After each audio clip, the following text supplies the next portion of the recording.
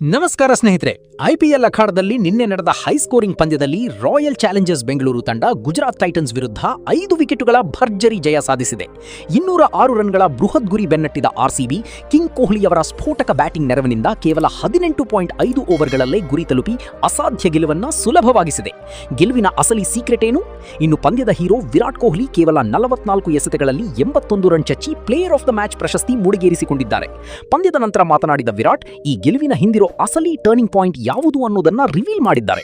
ಹೌದು, ವಿರಾಟ್ ಮತ್ತು ದೇವದತ್ ಪಡಿಕ್ಕಲ್ ನಡುವೆ ಮೂಡಿಬಂದ 115 ರನ್ಗಳ ಅಮೋಘ ಜೊತೆಯಾಟವೇ ಗುಜರಾತ್ ಕೈಯಿಂದ ಪಂದ್ಯವನ್ನ ಕಸಿದುಕೊಂಡಿತ್ತು.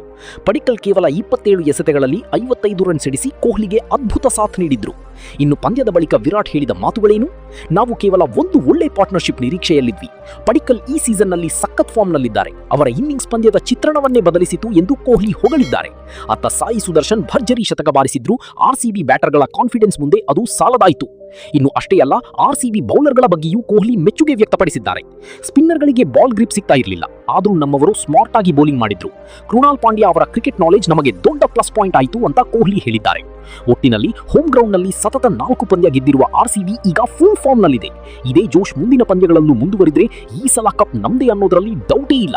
ನೀವೇನಂತೀರಾ? ಕಾಮೆಂಟ್ ಮಾಡಿ ತಿಳಿಸಿ. ಧನ್ಯವಾದಗಳು.